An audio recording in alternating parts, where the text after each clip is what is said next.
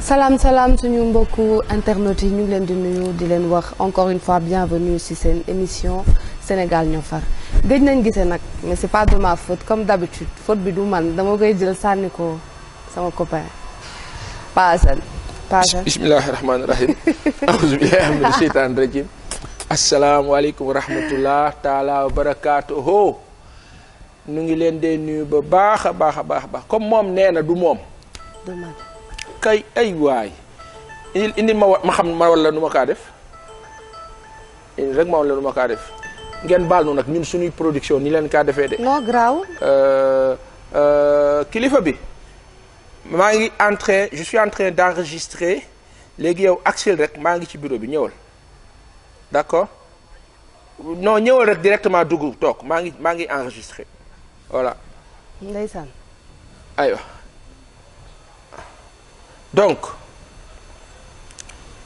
saa ngeen baal nu de baal leen suñuy production nii lañ. kaa defee non nii la régime bu bees. di ko bees production yu bees du dëgg.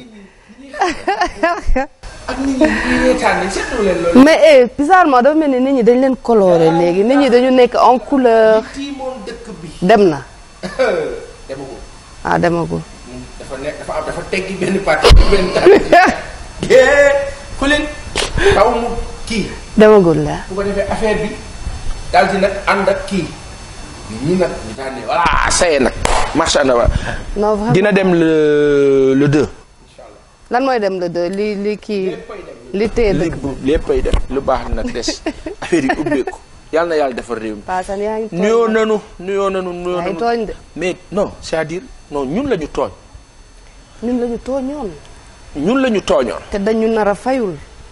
noo jaru fayul. mais lu tax loolu. ñu ni neen la noo bokk kër gi. yow nga bokk ak kër gi sa mag sa rakk sa kii mu tooñ la ba ñëpp xam ni tooñ la. nooy def da nga koy génn kër gi doo ko génn kër gi. looy def kon Paa. da ngay fas sa kanam bu xam ni mer nga. mais yow ñun fas nañ suñu kanam. jooy nañ. xuloo nañ maam bërëngu nañ. Paa la bëgg na. oui ma bu nekkee mën na toog ak ñun. te du tooñ kenn amul problème. non dañ tooñ ba pare. waa xaaral maanaam dafa am fu ñu jàll.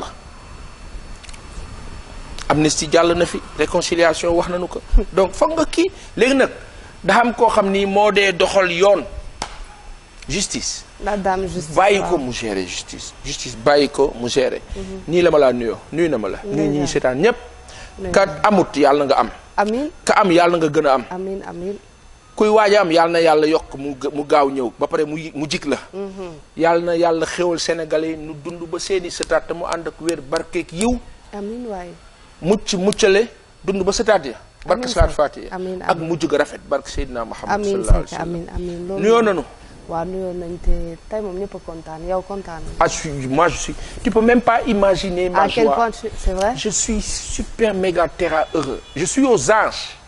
je suis content parce que à voir les Sénégalais nii. c'est immense ce qui se passe. je sais pas si les gens réalisent mais xoolal circulation bi xoolal regarde on voit les gens regarde même l'atmosphère était polluée. il y a eu une fine pluie. oui. significative. jour élection yi oui. comme un déclic avec un vent frais. c'est vrai. mu tombeek lan. et il y a des chiffres. je vais te parler des chiffres. je suis pas spécialiste. depuis quand. 111. 44 ans. le 25 mars. 1900 111 lan lay 111 non. 111 non jàppal 111. non Paasan. dafa ndànk rek Paasan leeralal nag yow tam. waaye amuñu jot déglul. Assane fi nga ñëwee baax na de. ataaya. wow. c'est tu veux. oui bien sûr. bismillah. ngeen baal nu nag ngeen baal nu de. c'est assez intéressant quand même que tu parles de chiffres aujourd'hui tey dafa mel ni da nga génn ci sa yërewu chroniqueur mais yaa ngi ci baatin bi tey Serigne si nag dañoo bëri waa ñëw. alors léegi c'est pas moi qui parle on m'a dit je vais dire ce qu'on m'a dit.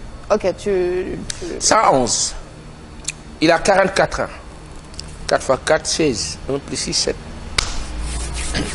le 25 mars 1957 le fameux 7 là-bas 1957. maam Khalifa. waaw ndeysaan. le 25 mars 1957 il nous quittait sunu maam ba baax boobu. 4 fois 4 16. 1 plus 6 7. 7 7. 7 daanaka 2 fois ou 3 fois. 5e président de la République du Sénégal. Pour ceux qui connaissent les chiffres, le 5 a son sens aussi. Et le chiffre 4 mën nga si gis ne moo doon daanaka chiffre sunu maam Cheikh Ahmad Bamba.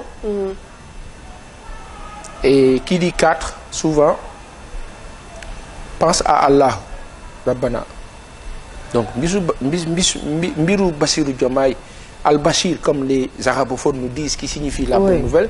Après bon yooyu yëpp tu le découvres. Moi je connais pas. Oh, machallah. Je connais pas, je découvre. Donc j'apprends à connaître monsieur Bassirou Diomaye Diakhar Faye et à découvrir, à me dire ok je regarde. Maintenant ka am chance ak noonu. waaw. sànq dama toog di waxtaan ma ne mais yéen les gens disent Bassirou Diomaye Diakhar Faye dafa am chance. waaye non loolu sax bàyyil ma téye ko. non bu ko Papa Assane yow lan la teg mais waaye am na keneen ku am chance. kat la. yàlla na leen jik yàlla na leen jik yàlla na leen jik yàlla na jik Sénégal xam nga kan la maa wax. Monsieur le Président, vous permettrez, mais la deuxième épouse qu'on a épousée 1 ou 2 mois avant, il part au Géol. Ouais. Donc kooku bu dee sunu dëkk yi tam ñu ne ah kii dafa mooy loolu dafa ay gaaf. Alors 1 an après monsieur il sort le 14 mars, le 24 mars en 10 jours, le 24 mars il est président de la République du Sénégal, le 5e. Et d'aucuns disent que Léopold Sédar Senghor avait prédit que le 5e président du Sénégal allait être un Sérère comme lui. yàlla rek xam parce que kilifa yi aussi que si nekk am na lu la borom bi may. madame Diatta yaa ngi kii. et madame Badji. da nga d'accord madame Badji baal na da nga d'accord. voilà yàlla dafa garaaw. man dama kaa fan. damaa bëgg suñu borom ba pare fan ka. ndax dafa aay. suñu borom dafa aay. Bassirou dafa taxaw fële ca Kër Massar.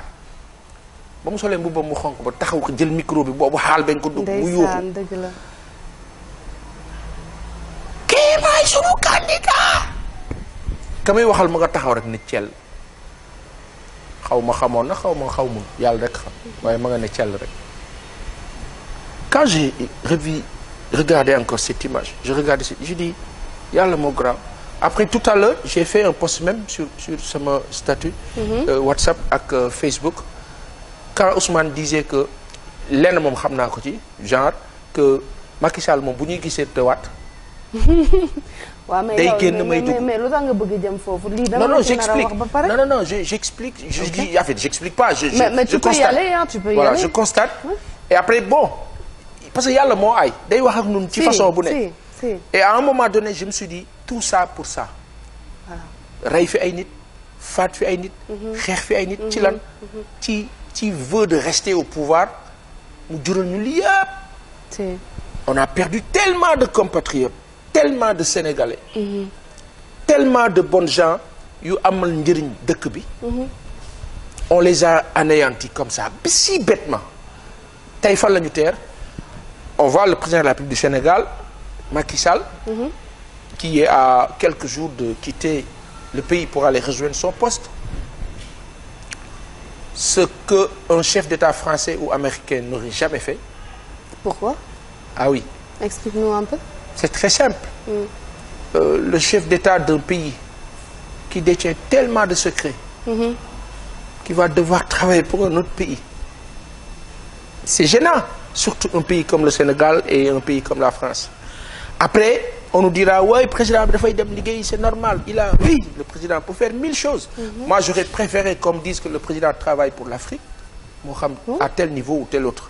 Mais bon, il va travailler pour la France. On me dira non, il travaille pour les 4P. Je dis c'est quoi les 4P? On me dit bon, en tout cas, je dis, ok, ça ne m'intéresse pas. Ce qui m'intéresse, c'est celui qui vient d'arriver. Oui. Et il s'appelle Bassirou Diomaye Diakhar Faye. Quelqu'un l'a choisi. Quelqu'un l'a choisi, Monsieur le Président. Quelqu'un l'a choisi. Ce quelqu'un s'appelle Ousmane Sonko. Oui. Alors lui, je l'appelle, manque à féliciter en passant, je l'appelle la boussole.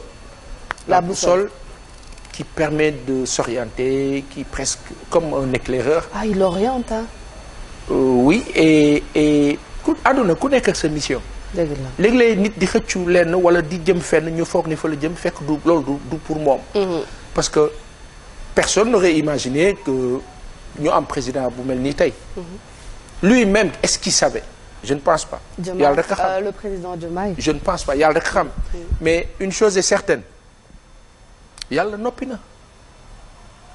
dëgg la yàlla noppi na yàlla pare na pare boo xam ni te ñun ñëpp ka si nekk tu ne joues que ton rôle yow ak man ak ñun ñëpp chacun joue son rôle. C'est déjà programmé tracé le bon Dieu a dit diw mii moo la def lii kii moo la def lii kii point. léegi yow qu'est-ce que tu penses baal ma ci li ma la Oui. dagg foofu qu'est-ce que tu penses de ceux qui disent que Ousmane Sonko devrait s'effacer? J'entends. Bàyyi Diomaye pour bàyyi président Diomaye faut qu'on s'habitue hein faut qu'on s'habitue bàyyi président Diomaye briller liggéey. Alors il y a ñu koy wax maa ngi kaa dégg moi je dis une chose j'ai vu tout à l'heure bi ñuy dugg présidence gis naa Ousmane Sonko téye waaw ay dossiers. si. Une très belle image. ah oui magnifique. J'ai vu Bassirou Diomaye Diakhar Faye en grand boubou sénégalais di dugg et j'ai ce sentiment bu ma juumul que Ousmane est en train de le mettre au devant. Comme qui dirait voilà c'est lui le président. Il va falloir que lui aussi il s'y mette à fond mais ce n'est pas facile c'est le début.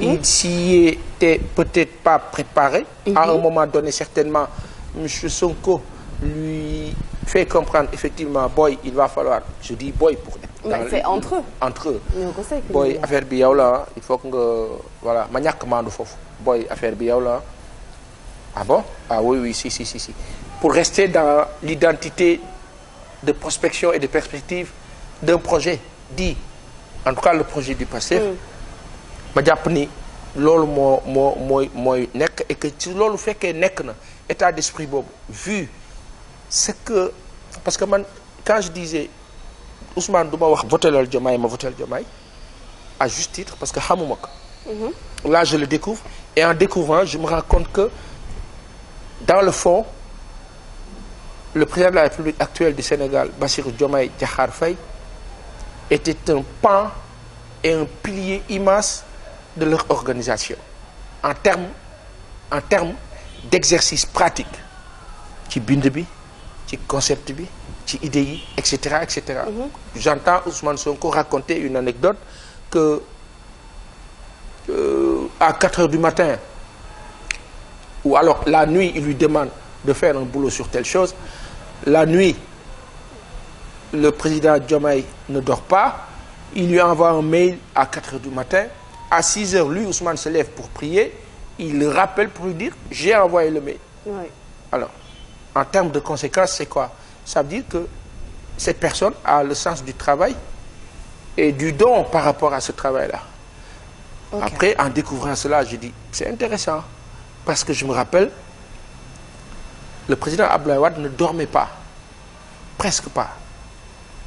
Il pouvait fonctionner toute la nuit et être là le matin et continuer. Alors ku nekk la nu yàlla may. non dëgg la man tey li ma bëgg xam mooy yow lan nga ci xalaat. non foofu laa jëm parce que en fait je te fais un diagnostic global boo xam ni ensuite di nga xam li ma bëgg a wax. Le président Abdou Diouf par exemple pourquoi le président Senghor l'a choisi à un moment donné parce que tous les bureaux des uns et des autres les lumières de ces bureaux étaient éteintes alors que le bureau du président Diouf au temps qui était dans son cabinet gannaaw bi mu nekkee gouverneur la lampe était presque tout le temps allumée et Diouf était tout le temps dans le bureau et Senghor s'est dit voilà la personne qui peut gérer parce qu'il est toujours là il est présent il s'y met alors si j'entends ce que Ousmane Sonko a dit à un moment donné ça me renvoie à cette anecdote dont on m'a parlé sur Senghor et Diouf. Je dis parce que souvent un chef d'État qui est là qui part il pense à son successeur. Si. Qui ça peut être? Souvent, l'éclaireur, Ousmane Sonko, qui presque est comme un chef d'État, qui part ou qui n'est pas à sa place, mais qui trouve un remplaçant, lui aussi, il réfléchit à qui peut le faire. En termes de caractère, etc., etc., je dis, je comprends maintenant le choix. Maintenant, je comprends le choix. Au vu de tout ce que j'ai entendu en un temps record, entre le jour de l'élection de Bassirou Diomaye, ou alors 2 jours avant et à maintenant. Pour être conséquent, le vote, il va où? Il est utile par rapport à changement bi ñu bëgg ci dëkk bi. Donc tout le monde va voter pour que ñu changer. Et ça, c'est à juste titre. Beneen bi moo di ne, est-ce qu'aujourd'hui Ousmane doit s'effacer? Vu qu'il l'a installé, vu qu'il l'a propulsé, effectivement son rôle c'est de s'effacer. Mais s'effacer c'est quoi? C'est de visu. Ça peut être de visu. Genre, ah Ousmane, on ne le voit plus, on ne l'entend plus. Alors qu'il est toujours là. Mais il peut pas. Je veux dire, il peut pas s'effacer, genre, on ne le voit plus, on ne l'entend plus, il n'exerce rien, il est dans son coin. Mais ceux qui disent qu'il devrait s'effacer, je pense que l'autre le dit. Attends, c'est-à-dire qu'il y en a qui le pensent ainsi. Mais ce qu'il faut comprendre, les dossiers qui détenaient Ousmane Sonko, oui, tout à l'heure, en rentrant au palais, oui, ça a son sens. Ousmane Sonko peut être le directeur de cabinet de M. Bassirou Diomaye Diakhar Faye. Quand tu es directeur de cabinet, tu es au courant de tout ce qui se passe. Tu es comme un faux métronome. Tu es avec le président, tu sais ce qu'il fait, ce qu'il dit, ce qu'il ne dit pas, etc., etc. Dans son ensemble. Pourquoi pas? Outre lolo, quelqu'un me dira, ouais, Ousmane dit patron, directeur de cabinet. Alors, si on rentre dans ce jeu, on va se casser la gueule. Il ne faut pas qu'on rentre dans le jeu de c'est Ousmane le boss. Non. Ousmane a fait un don de soi en disant je ne suis pas candidat, donc c'est lui le candidat. Et par conséquent, il faut l'appeler Monsieur le Président de la République du Sénégal, Bassirou Diomaye Diakhar Faye. Donc Ousmane lui-même, en public, va dire le président Bassirou Diomaye Diakhar Faye. Off the recorder, he can say Bass, boy. Ça c'est privé. C'est comme les gens qui parlent au président Macky Sall privé, dans un sens, mais en public, ils disent ah, Monsieur le Président. C'est comme ça, c'est le protocole. Au-delà de ce que ça représente, ou ce qu'il représente. Alpha ou bêta, oui. C'est un projet c'est une équipe. Donc, dans cette équipe, forcément, di nga ci am Ousmane Sonko. Fan laa nekk, ñoom ñoo xam. Ñoom ñooy jiite, ñooy diriger, ñoo xam fu muy nekk ak fu mu dul nekk. Ñun, man bu ma ñàkkee maandu, dama naan d'aucuns disent qu'il doit s'effacer pour le mettre à l'aise. Ça peut se comprendre. D'autres disent, mais il peut être le Premier ministre du Sénégal. Pourquoi pas? C'est un projet. Pour mettre en place le projet, c'est quoi? Il faut un gouvernement qui puisse exister et faire valoir ce projet. Ce gouvernement coaché, dirigé par son Premier ministre qui va s'appeler Ousmane Sonko, personne ne dira non. Il peut être quoi? Président de l'Assemblée nationale, si l'Assemblée est dissoute et qu'on a une autre Assemblée. Oui, il devient la deuxième personnalité du pays. Il y a la première qui va s'appeler Bassirou Diomaye Diakhar Faye. Ousmane devient la deuxième personnalité. Si on ne le souhaite pas, par on ne sait quel subterfuge ou on ne sait quel, je ne sais pas quoi, ben, l'absence du président justifierait la présence du second, le président de l'Assemblée nationale. Eggounu foofu. En tout cas, Bassirou est élu. Yàlla na Yàlla kattanal ko mu réussir. Moi, je ne souhaite que ça. Yàlla na réussir. Je pense que c'est mieux que ñu focaliser wu ci Sonko mi ngi taxaw fii wala Ousmane. man pour man fu mu mënta taxaw place am dafa légitime. Non, nan leen bàyyi ñu gérer. jeex na Ils vont gérer et puis la vie continue. Man pour man li gën a important. Le débat, c'est normal qu'on en parle parce que c'est représentatif, c'est ce qu'il représente. Mais le vrai débat aujourd'hui, te loolu ñoom ñi falu ñoo war a orienter nit ñi vers ça, vers cela. Xam nga moo di lan? Les urgences. Ce pays est dans le. C'est ça, parce que Sénégal dafa bari détail. Je pense que bu ñu waaw. fii toogaat fii di wax. Le temps file. C'est 5 ans. 5 ans. Toogaat fii di wax. Ça va être problématique. L'opposition, la nouvelle. Elle vit des moments amers, mais elle va pas se laisser faire. Au moindre détail, ils vont tirer. La preuve. Mais il n'y a même pas encore de détails ñu ngi tiré. Oui, mais c'est normal. Tu sais, je refuse qu'on dise que oui, gars yi dañu war a tey jii nii nguur bi fi nekk bu mu lijjanti kaka may temps ou pas xam nga lan lay lijjanti def li mu war a def qu'est-ce qu'il faut faire? Ok, on fait ça. Qu'est-ce qu'il faut faire encore? On le fait. Ça va, bu yàggee opposition du wax. Parce que l'erreur du président Macky Sall, c'est quoi? Quand il est venu, l'erreur monumentale qu'ils ont faite bi ñuy door a falu, c'était quoi? Di tàggoog Ablaye Wade di ko yuuxu. di ko yuuxu. Xam nga on ne tire pas sur une ambulance. Nit baa ko gagné ba pare. La décence requiert que gagné nga ko. Passe à autre chose. Parce que temps bi nga perdre. C'est une grandeur. Suñu borom dafa garaaw de. Temps bi nga perdre te tooñ baaxul. Nit xeex ngeen gagné nga ko jàll ci leneen. Jublu sa objectif. Boo fa nekkee di yéeg a ko wàcc di temps bi nga perdre noonu. Borom bi da lay nattu. Et c'est ce qui est arrivé au président Macky Sall en 2012 ba ñu faloo ñu jiñ président Ablaye Wade sàcc ay tableau Wade ku ko jiñ ay sàcc tableau. Non mais c'est petit quand même. C'est petit sauf que moment boobu loolu ba muy am le Sénégal on était tous euphoriques comme nii. On était tous euphoriques comme nii. Qu'est-ce qui s'est passé? Les gens étaient aux anges personne ne rechignait boo waxee ñu ne waa yow ñii moo ko def ñoom la. Au bout de quelques années qu'est-ce qui s'est passé? Donc faisons très attention. Oui. Euphorie baax na et tout mais limite juste mesure hauteur. Qu'on dépasse les contingences, qu'on aille vers maintenant l'union des cœurs. Bassirou Diomaye Diakhar Faye, le président de la République du Sénégal ne peut pas aujourd'hui appeler à la réconciliation et que ñuy desaat ci loolu. Que les gens aillent vers damay gis sax que mu nekk les activistes les médias là le débat sur oui opposition bi le résultat ne nous intéresse plus xam nga lu tax ca dimanche ba la woon le peuple a réglé son compte point barre le dimanche ce n'était pas une élection c'était une révolution l'aboutissement même d'une révolution parce que sur 3 ou 4 ans voire 5 ou 6 ou 7 la révolution a commencé quand? Elle a commencé en 2016 à la place de la Nation. Quand Ousmane Sonko est venu, les gens se sont assis. On les a poussés à s'asseoir. C'est une innovation.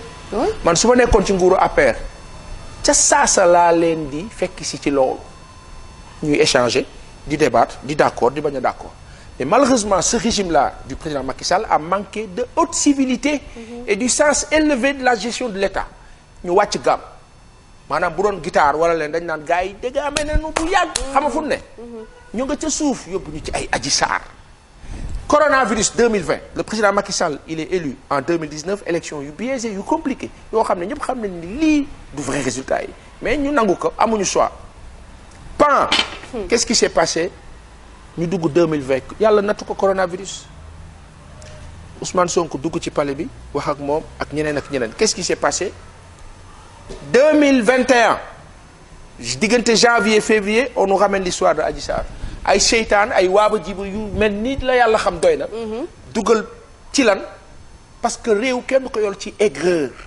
c'est-à-dire di mer di funki baa ko yoree réew daanu réew da nga kaa yor par le sourire da nga kaa yor par la joie de vivre onde bu positive nga xam ne baa ko transmettre nit ñi muy feeñ ci dëkk bi regarde.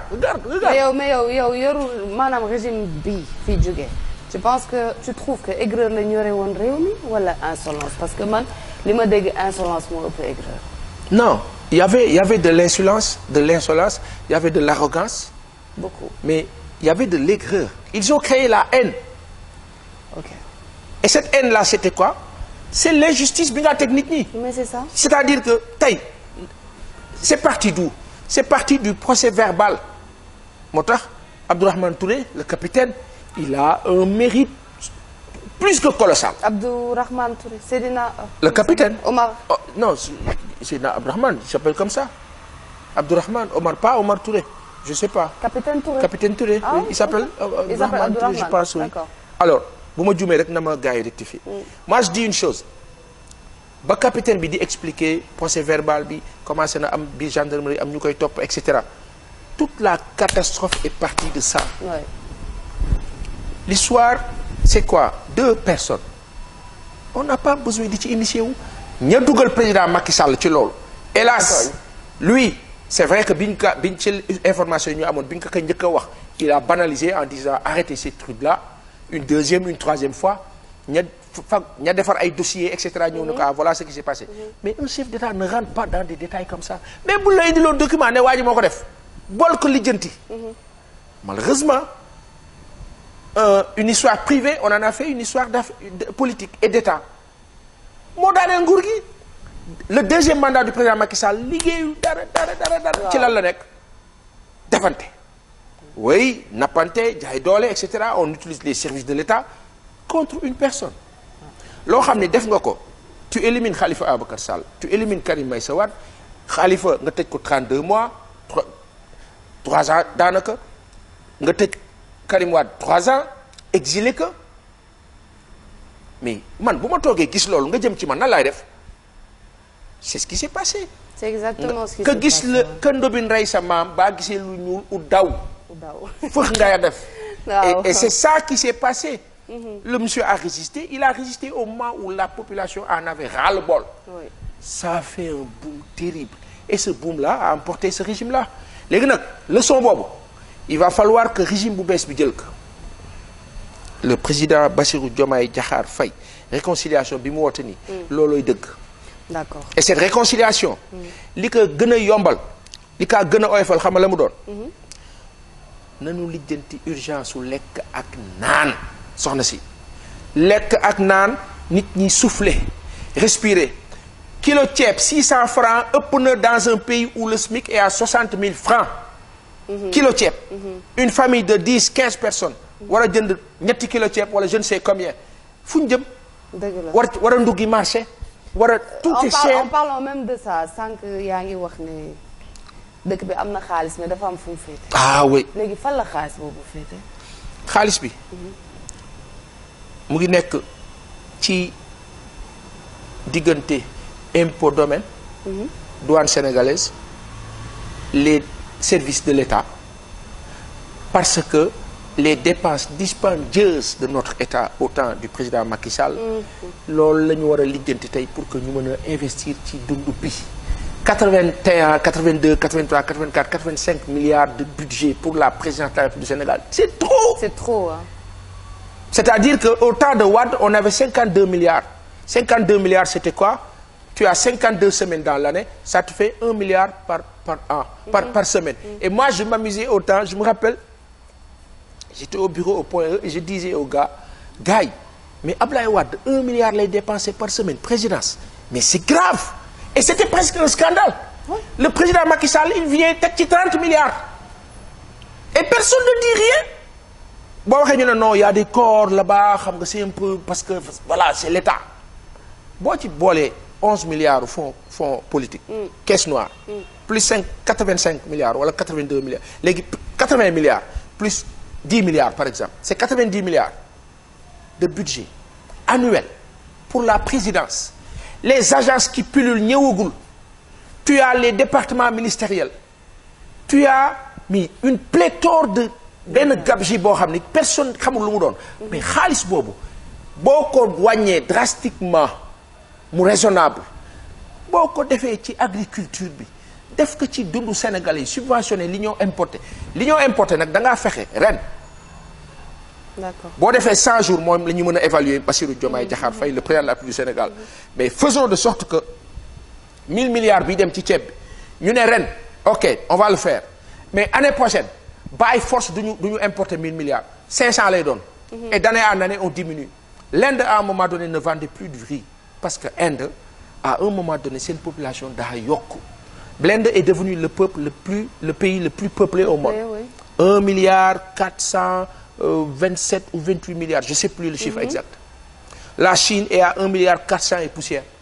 Donc Inde lañ doon bay di ko exporter ñoom dañ ko soxla. Léegi nous sommes 18 millions de Sénégalais. Suñu régime alimentaire war naa mën a soppeeku ceeb bu bari bi nu wàññi ko. Nit ñi parce que waaye baal ma wax la. parce que Sénégal foog ñu comprendre benn affaire. réew ñaaree tax mu dox. lekk naan pour am une bonne santé mais lekk bu jaar yoon bu raisonnable bu correct. ak xam nga lan éducation. secteur sanitaire bi baax éducation bi baax carte gi leer ressources yi ñu tas ko de façon équitable. Et ça on a des ressources à en finir Samba Tall Sarr di boroom xam-xam bu mag. il faut nga recevoir ko émission. Samba Tall Sarr. Oui, de Awalé qui est dans la coalition Diomaye Faye. On a fait une production, mais lui, Samba Tall Sarr, il me fait comprendre lu ma xamutoon. Pa Assane, on a au Sénégal 35 matières premières de ressources. waaw alal jooju possibilité yooyu man de jàpp naa ni le plus jeune président de la République du Sénégal et daanaka le plus jeune bu ñu fal dans la zone Afrique de l'Ouest s'il s'y met à fond et je crois il va s'y mettre à fond sa waay mën nañ génn ci yi ñu nekk. mën nañ ci génn. oui incha allah. Pa Assane léegi li ñu dese ci temps bariwul trop. c'était très intéressant mais bëgguma ñu pare te waxuñu ci perspective yi. alors les perspectives. daanaka dugg naa ci un peu. Si. mais perspectives yi li ma jàpp dañu nekk ci contexte boo xam ni euphorique. waaw les gens dañu mel ni ñu tekki. parce que am na lu ñu tënkoon. alhamdulilah yàlla na nu jik yàlla na nu jik que mën a ñaanal ñun ñëpp ku si nekk boo jullee ñaanal réew mi gën a neex. parce que aujourd'hui nit bu dee dund ci àddunaam lan lay wut. lépp loo xam ne dana seddal xolam pour mu seddal xolam faw mu tal ka na mu kaa talee biir bi day taxaw.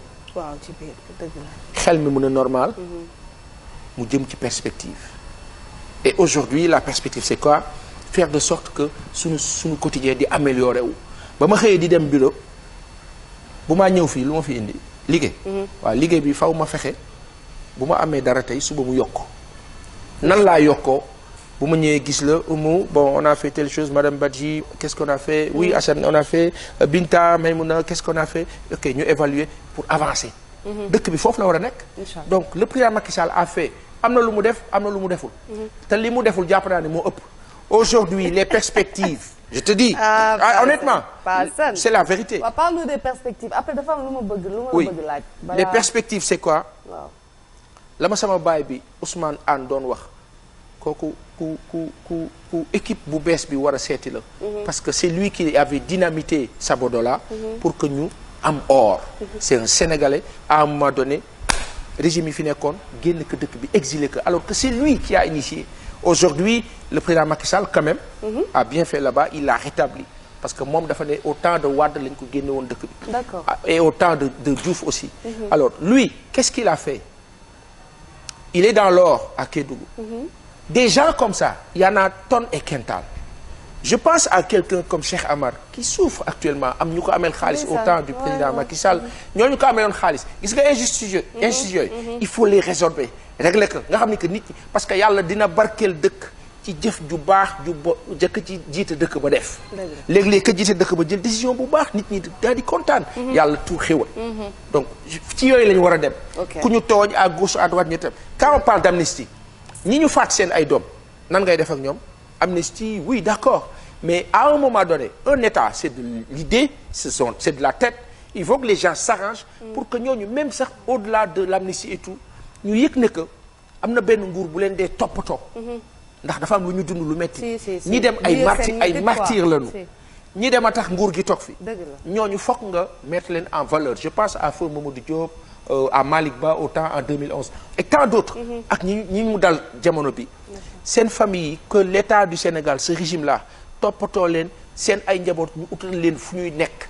ci li ñu nekk ba ñu yëg ne que loolu yàlla dogal na ko ñàkk nañu waaye tey ñu ngay sant suñu borom c'est important loolu mooy réconciliation réconciliation mooy fexe ba grève dootul am Sénégal wala mu wàññeeku les universitaires ñu dépolitiser l'université dépolitiser l'administration dépolitiser le sport dépolitiser ça et là tout ce qui est gouvernance et autres ñu nekk ci état structuré pyramide ña ne ca bopp ba doxal socle bi am doole nit ñi nekk ay nit état bu bees bi dafa war a tabax ay nit su tabaxee ay nit perspective bi du mun lu dul baax ñu fexe école bi normale 6000 et quelques abris provisoires état bu bees bi am nañu ay ressources bu ñu wàññee dépense état bi def ko fa écoute on n'en parle plus à un moment donné en 2020 je me rappelle on nous avait dit 125 milliards et quelques xaw ma pour que abri provisoire yi jóge fi 125 milliards da nga koy jëlee ci charge état bi HCCT nanu ko teg ci suuf bu fi kenn wax nag coalition Diomaye il faut ñu teg kii fii loolu amatul de kasi taj ña fa ne yàlla def ñu nekk ñu âgé na gars yi utiliser seen expérience comme ni ñu ko mën a utiliser partout dans ce pays là. ñi actif ñu jox leen nu liggéey ka ci nekk ak sa mérite ak sa métier et je pense qu'ils vont le faire comme ça. beneen bi moo di ne nanu fexe ba ñi nga xam ne ñu ngi dund ci entreprise yi ICS Sococim ces entreprises sénégalaises là devenues étrangères Sonatel bii nga xam ne dañ lay joxal contrat 6 mois mu jeex ñu dàq la jël ñeneen c'est ces petites conneries là entre guillemets. nguur gu bees gi lijjanti ko gis nga loolu boo kaa def mooy permettre nit ñi respirer dëkk bi souffler ngay gis dëkk bi di normal bu ko defee kii dox ci mbedd mi du sànni ci mbedd mi parce que psychologiquement il est bien. quand tu es bien psychologiquement doo sànni ci mbedd mi doo xaaxtuf ci mbedd mi di nga def effort am na circulation bi tàng xol bi rek accident yu bëri ñàkk gu tar la nit ñi dañuy nekk ci psychose fatt donc ñëppay tàng xol regarde les gens sont voilà on respire circulation bi ok waaye saa yi demal non waaye wala yow xanaa am cenkeen la c'est capital moo tax réew damay dégg ñu naan oui les peuples ont les dirigeants qu'ils méritent man gëm ma loolu man xamal la ma gëm Seydina Muhammad sallallahu alayhi wa sallam la mu nu wax sanu maam Baye Niass wax ñu ko Cheikh al Islam Chérif al Boubacar al Khari di ma ko wax ne ma Seydina Muhammad sallallahu alayhi wa sallam dane réew ka ne ca bopp ba bu dënnam yaatoo ay mbiram day naat réew ma dafa naat bu xolam xatee ay président Diomaye ndiru naa ku dënnam yaatu mais balaa may tëj une minute pareego parce que bëggoon naa la ko laaj depuis 5 une minute rek tey Ousmane Sonko ak président Diomaye dem nañ pale waaw à ton avis lan lañ fa doon wax dimbali ma rek on a dit une visite de courtoisie. Oui, de courtoisie. waaw mais visite de courtoisie kay mooy dama falu naa xaaral ma seeti président et c'est la première fois mu am passation de service la gars yi doon daje. cette fois-ci daje nañu je ne sais pas maa ngi dégg à un moment donné ñu ne bon lii lépp mu ngi lalu ci waxtaan bu am avant et cetera parce que ba ñu egg ci amnistie bi egg ci yenn affaires yi alpha ou bêta ci àdduna ku wax ne nit du waxtaan kooku du normal àdduna lépp dañ kaa waxtaanee. Israël Palestine ñu ngaa xeex mais terewul gars yi ngay fexe pour que Hamas toog ak Israël. dégg nga wax bi lii li mu doon est-ce que comprendre nga pour que Hamas ak Israël toog Ukraine ak Russie c'est la même chose les gens ils s'organisent pour que ñu toog waxtaan saa yi munoo xëy di xeex 7 heures ba 10 heures suba 10 heures ginnaaw suba sa faw nga benn moment nga def répit ngeen waxtaan ngeen ut solution. mais lan lañ doon waxtaanee. alors j'imagine que pour un chef d'État qui part un chef d'État qui vient de triompher lu rafet la. et on a besoin de cet apaisement-là.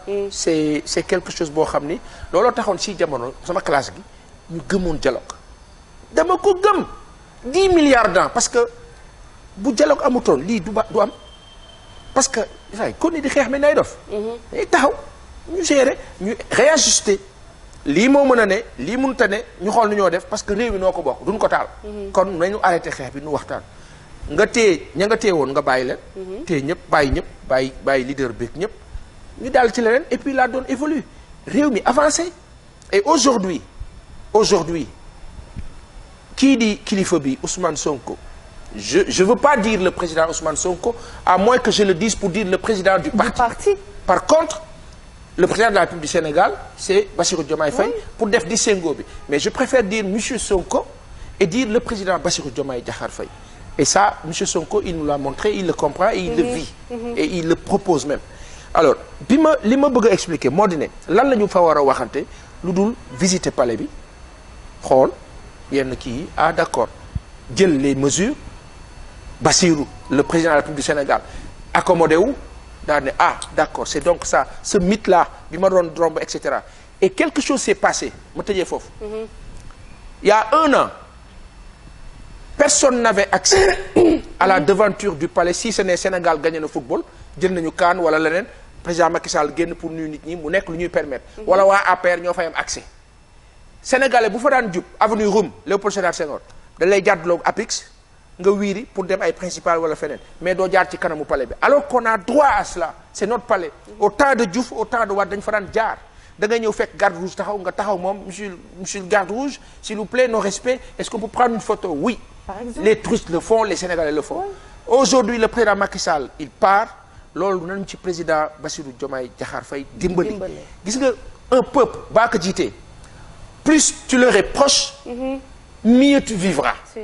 plus tu t'en éloignes tu vas finir par te perdre. dootoo am les infos qu'il faut parce que ñi laa informé dañ lay manipuler. après tu perds tes repères da ngay xëy affaire ni buum sa kaw. beneen bi ci des il faut pas mu am chasse aux sorcières par contre il faut que mu am justice bi nag le président de la République du Sénégal Bassirou Diomaye Diakhar Faye qu'est-ce qu'il doit faire s'éloigner de la justice dafa war a nekk l'une de ses premières mesures au-delà de sa démission des instances du parti passif je pense génn ci léegi il faut que le Conseil supérieur de la magistrature mu teg ko ne le y en a qui refusent ou qui commencent à refuser il faut pas renier ces paroles d'hier Conseil supérieur de la magistrature pour que Sénégal am dëgg na ci président bi génne loxoom moo koy permettre bu ñu teewee opposant du ci intervenir bu ñu teewul opposant du proposer ñu teg dëkk bi dox kañ ka am problème ñu ne justice nga amal problème loolu de yoonu président nekku si mais ba continuer jiite que c'est problématique et c'est une psychose encore bu ñuy teg na justice doxal kanu woo kanu woowul ña def ak ña deful c'est votre affaire ay la justice et que la justice puisse avoir son entité libre am ñoo xam ne dañ ciy dugg la société civile les Sénégalais